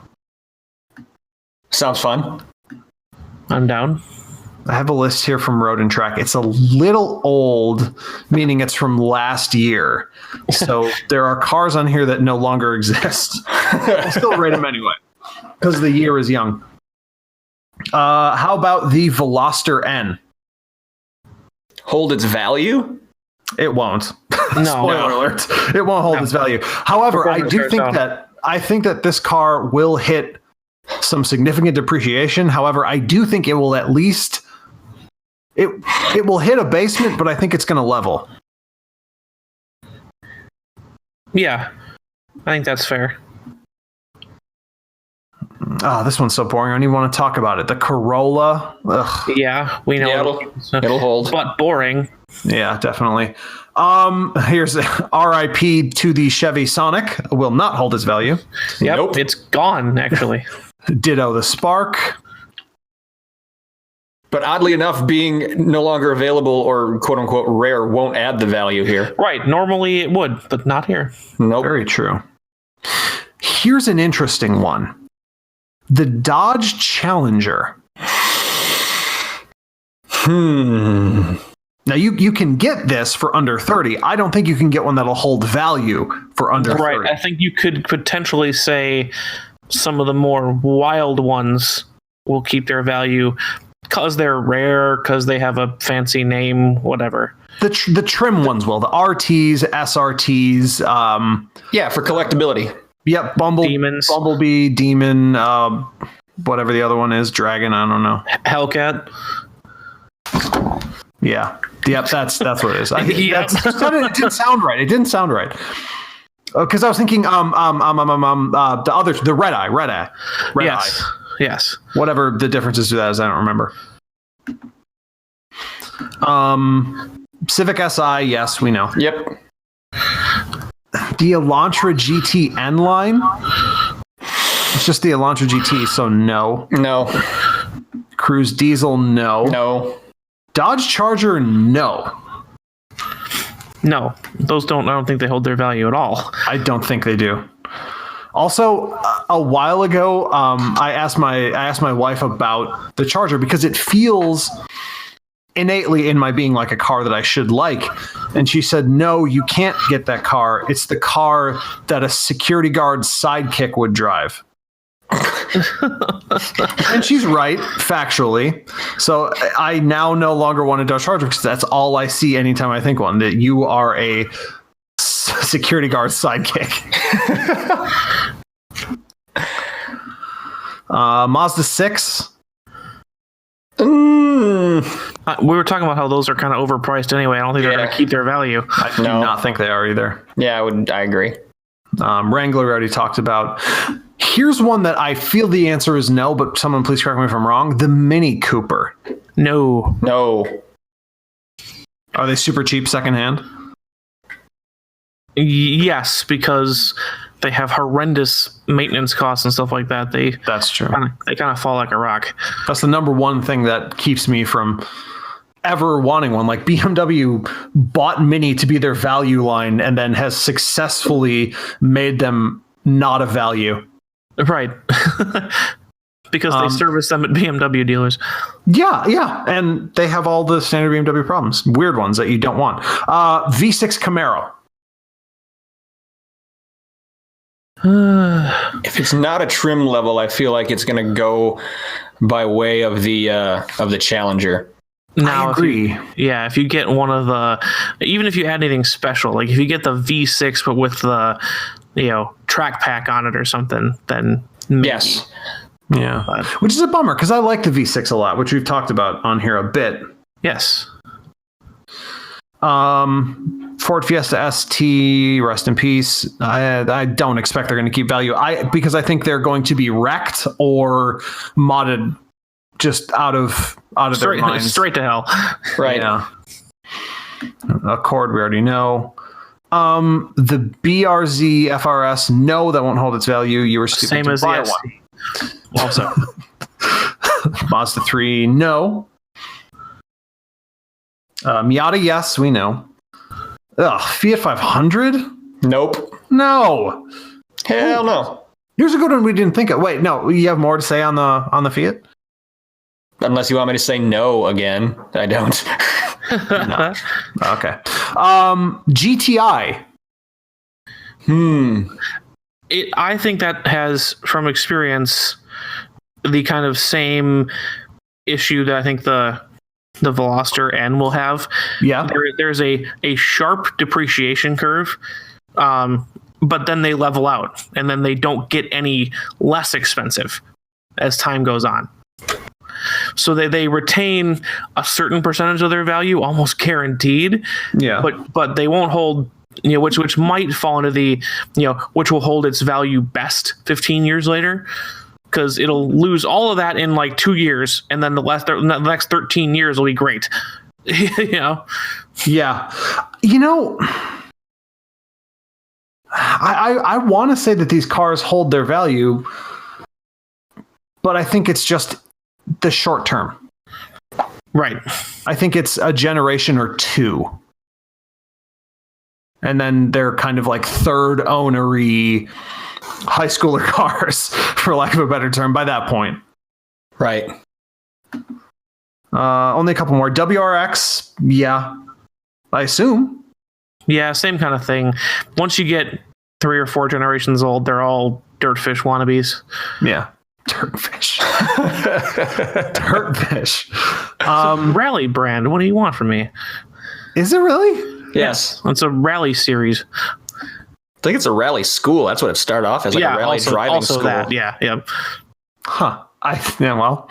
That would actually be fun to do as like a group trip. Go to a rally school? Hell yeah. Yeah, that would be great. Or do that ice driving school they do up north. That would be really fun. We should do that. Yes. I would love to do that. Anyway. Last one, the Mustang EcoBoost. Too early to tell. They might generate a cult favorite, but who knows? I don't think they're going to. I think they're going to fall off. And in my opinion, I think Ford may stop making them. I think the second they have another option, whether be it hybrid drive or electric, they're dropping the 4. Agreed. Sorry, I know I said last one, but one other one which we've already half mentioned, the Fiat 124 Spider. Like unto a Miata. But I think less desirable. I think this is going to be a Saturn Sky Pontiac Solstice situation. I agree. Yeah. Where one will maintain its value, the other one will not. Right, and also the Fiats aren't going to last. Let's be honest. Also true. They have that Tiger Shark engine. They have a worse engine, demonstrably. Yes. All right, 2 questions left. Is it just 2 questions left? It is just 2 questions left. Getting down to it. Well, I think we know which one we want to end with. So why don't we just get the second to last one out of the way? Paper or plastic? I mean, who gets paper bags anymore? Yeah. Yeah, I mean, I think there was a wild misconception that, paper bags were better for the environment, and statistically they're not. Reuse a canvas bag if you want environmentally friendly. Honestly, because they can nearly 100% recycle them if they get back in to the store. Yeah. Plastic is better for the environment.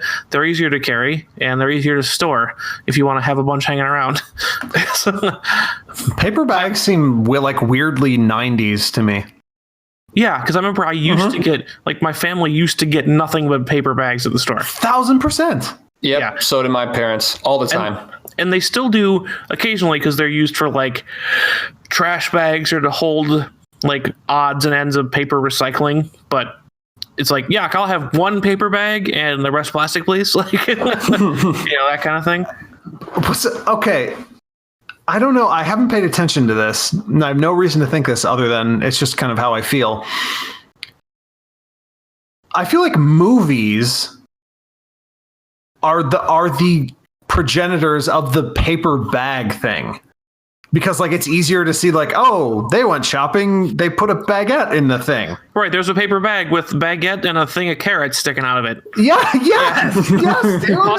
Possibly an egg carton carried vertically like nobody else does. 1,000%. But outside of that, they've used that same bag and props for 77 different movies. It's the same bag. It's just sitting there in the studio. Loose carrots, a baguette, and cracked eggs. Because those are eggs. That's so funny. Hashtag episode name? Yeah, right. Loose carrots. Loose carrots and cracked eggs. Oh yeah. That's funny. All right, guys, let's bring this home. Let's wrap this one up. Last question. This is again from Andy. He asked us 2 kind of wild ones, and then he gave us a deep one here. If you could choose classic. If you could choose one person in the world still alive to have a drink and conversation with, who would it be and why? It's hard to narrow down to one. Right, I've thought about this a lot. Yeah, I've thought a little bit about this over the past few days. And there's just so many people that could be the answer. So I tried to, I added an artificial limit on mine so that I could at all ever wrap my brain around it. Mm-hmm. And so it was like, what car culture person? Ah, Yes. Just to make it much more manageable and a little bit more on point for the podcast. sure. And I came up with James May.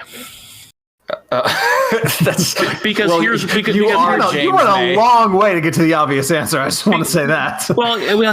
here's why though. So if you watch the weird stuff he does on YouTube, if you watch any of the Drive Tribe stuff, if you like read his Twitter account and stuff like that, I feel like he's the one who is starting to show the biggest cracks in his like Top Gear persona. Like, I feel like Clarkson's isn't really an act at all. No. And Hammond is at least consistent. Yes. Because you see behind the scenes stuff, and there's when he's wildly swearing at people, like on the bicycle. Like I feel like there are some differences, but that's just being polite for TV. Yeah. I feel like there's a lot more to James May than he's ever telling anybody. And there might be a chance to get that with a nice solid drink and a conversation. That's interesting because I feel like all three are extremely consistent. I think I think they're relatively consistent, but I feel like James May has had some of the weirdest like on one of his Food Tribe things, he was like trying to go like vegetarian for a while and was going on and on about how he actually liked some of the aspects of this, and rattling on about how he actually loves Tesla and a bunch of other stuff, like, which when you look at the show, like none of them would ever admit stuff like that on the show. I mean, I guess I see all of that as like when I read his Food Tribe stuff. I just see it all as an extension. I find it just a different opinion on the same evidence. I find all three in all their articles to be remarkably consistent, and I think it's one of the things that has made even Drive Tribe, which is very hard to use and somewhat unpopular, it's got enough user base to stay alive simply because when you read the things that they write and produce, it matches. Right, and I think that that's all part of trying to get that success. Like I feel like they have to be consistent, otherwise people would not know what to expect from them. Yeah. And I don't know what it is though, but I feel like there are glimmers of him wanting to be very different, but almost like not being allowed to. Mm-hmm. And I'd be curious about that and a bunch of other stuff. So okay, that's mine. Like I said, there are other saints and people you can choose if you're talking about, not saints because don't they have to be dead? Yeah, they have to be alive. Yeah. But famous people, Nobel Prize winners, etc., that you could talk about. But that pool is so huge, I couldn't narrow it down, so I artificially threw car people on there. Mm-hmm. Yeah, I did the same thing because there's a lot of people I would really like to talk to. Being a racing guy, I think it'd be great to sit down with a really experienced motorsports journalist just to talk about just kind of get inside all that tribal knowledge that he or she has picked up over their time in the industry, all the things they've covered, it just kind of hear the stories that they would have. So like if I had to pick, man, it's tough to pick one. I guess the first person that comes to mind is Dave Despain. He's covered pretty much everything. He started in motorcycles, but he ran the gamut: NASCAR, IndyCar. He had a call-in talk show on Speed Channel back in the day where they covered any type of racing topic from Formula One to sprint cars on dirt. So I think he would be great to sit down and have a talk with. Or the other one would be Bob Varsha, who's been a motorsports journalist for a really long time. He was like the voice of Formula One in America for almost my entire youth up until 4 or 5 years ago, I guess, is when they switched networks. So yeah. I think sitting down with either Bob Varsha or Dave Despain for a couple of beers and some conversation would be really, really awesome. Okay. I don't know. My answer to this changes depending on what moment you ask it to me. So looking at this question, I think just kind of out of curiosity and sort of as a consequence of atmosphere, my answer coming into this was definitely Hideo Kojima, simply because in terms of creative output and in terms of influences that kind of create the way an artist makes their art, he's more consistent in tone and execution than most writers. In that, so basically, he thematically tries different things. He, in terms of content, tries to vary it, but the messages and the patterning of the stories are all very, very similar in a way that he just kind of has his own style. Sure. But if it had to be someone related to racing or sort of in the car world, I don't. That one's tough because I do think James May would be interesting, but I mean, it would probably be Clarkson, simply because I feel like he, along with the other two, of course, but at times it seems that his is the core vision for what became modern auto journalism. You know, his initial, there was some initial thought that he had, or an initial feeling about car coverage that changed the way people interact with coverage about vehicles. And now that's kind of all there is. Everything, as I've said before, in my opinion, everything is Top Gear. Everything is opinion balanced with experience. And there was a time where it was pretty much only experience and no one really gave a shit. It became pop culture. Very true. Yeah, I think that's... that's not, that's entirely reasonable in my opinion. And it was one of the, honestly, it was one of the two of them for me. Yeah. But I feel like it was more just on a personal level. What would I have to talk about? Like, so I'm sitting and having a drink and a conversation. I feel like, as important as Clarkson is, I feel like I'd have more to talk about with James. So that's fair. He'd definitely be easier to talk to. I don't doubt that. Yeah, probably totally. That. I didn't even think about that, but yeah. Not that. But May's Reassembler show. Is that a YouTube exclusive? I don't think so.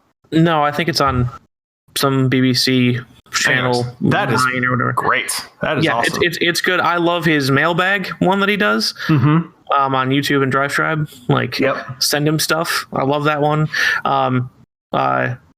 The putting cars back to standard. That is really funny. I like that a lot. Yeah, my favorite one is the one with the Ferrari when he says, "You may think this one's standard, but it's not." And he goes over with a fine-tooth comb, and the valve stem covers are from a Honda, and he's like, "This is wrong." And he pulls out of his pocket 4 correct valve stem covers, puts them on, and goes, "Good, now it's standard." From a Honda. I feel like he all of these guys have a wealth of knowledge, but in the interesting trivia little fact department, I think he'd be interesting to talk to too. Yeah, 1000%. All right. That about wraps it up, guys. That was fun. We need to do more. We need to do more of these. Yeah, I can't wait till we get to do this again. That was very, very cool. So, thank you everyone for listening, but especially thank you to Carrie and Sean and Andy and Tom and William and everyone who submitted questions for this episode. We want you to keep doing that. We don't want you just to listen. So like we said, reach out to us on our websites or on our socials. So hopefully it won't take another 2 years for us to do this again. That's right. Please remember, guys, before we take off, just to remind you to either leave us a review preferably a good one, or click that subscribe button. All that's going to happen is that you're going to know when we come out with new stuff, and it doesn't cost you anything. So it's really pretty much harmless. So take care of that. If you're really, really, really into what we're doing, we do have Patreon page to help you guys to help us. Actually, you guys can help us support this little podcast. It is patreon.com/check engine podcast, or we have that little support button right there on our homepage at anchor.fm/check engine podcast. Who are we thanking before we get out of here? Well, I want to thank the two of you guys because we made it this far. We made it through the entire episode, and we did this intentionally, not mentioning coronavirus. And I'm ruining that because we can't not talk about it, right? Right. We didn't want to make it the focus of the episode or a recurring theme, but we can't ignore it. So, I mean, what is there really to say? I can't... I don't know. It's hard to deal with. It's hard to comprehend the enormity of the task. And I don't know how the listeners deal with it. I don't know how anyone else deals with it. I'm afraid. I'm concerned. I'm doing all I can to be as safe as I can. But none of that helps when the reality is in living memory. It's not that this hasn't happened before. It's that it hasn't happened while anyone alive now has been alive. Very few people, certainly. I mean, it was, you're gonna be over 100. Yeah, you know. So, I'd like to, thank our listeners as we always do at the end, but specifically for, handing us this content and remaining engaged despite everything you may have going on in your lives. So thanks for bearing with us in this one particularly. And hopefully this is a good distraction. That's what I've been looking for since. I mean, I'm facing an indefinite work stoppage. Yes. On starting next week, I just won't have work until who even knows? There's no end date. The good news is more time to generate content. More time to generate content, more time to fix up all the projects that I haven't had time to do because of that same job. It's not all bad. It's not all bad. Right. You guys pretty much summed it up. I just want to just say, yes, obviously, thanks to everyone who supplied us the content for this episode. Thanks to everyone who stuck with us here for these last 2 years. We are recording this just past our second birthday. That's right. Of course. So happy birthday, guys. First episode was March 11th, 2018. So just a few days ago was our second birthday. And our podcast shares a birthday with my dear sister, Brenna. Happy birthday. Happy birthday. Happy birthday, Brenna. But yeah, just everybody use a little bit of common sense right about now, okay? Like you probably noticed by the audio quality on this episode, it's a little bit different. We decided that, you know what, we're not even going to get together to record. We're just going to do this remote. Like just in the time we're in right now, it's really, there's a lot of unknowns. So just use a little common sense. Think about other people and your own safety here. Just don't do anything unnecessary, Yeah, I mean, just stay safe, stay healthy. That's all I got to say. That's kind of my takeaway. It's not only is it not a joke, but 100% of the responsibility is on you. Whoever you are the one responsible for your safety. Yep. And I think that gets lost when that can get lost when there seems to be a level of superior action, right? Meaning the government's doing something, the feds are doing something, the military is doing something, but they can't. And this is a frightening realization that I had. And in my opinion, my interpretation, if you look at the world as it stands right now, they actually can't do that much. It's on you. Yep. Yeah. Everybody talks about flattening the curve, and we are the only ones who can. The only ones. And oh, God. Get me out of here before we get going. Yeah, absolutely. So, all right, everybody, thanks for sticking with us. Again, thank you for supplying our content for this episode. Let's do this one again real soon. We love you guys, and we cannot wait to talk to you again. But until then, take care of yourselves, for real. Be safe. Be healthy.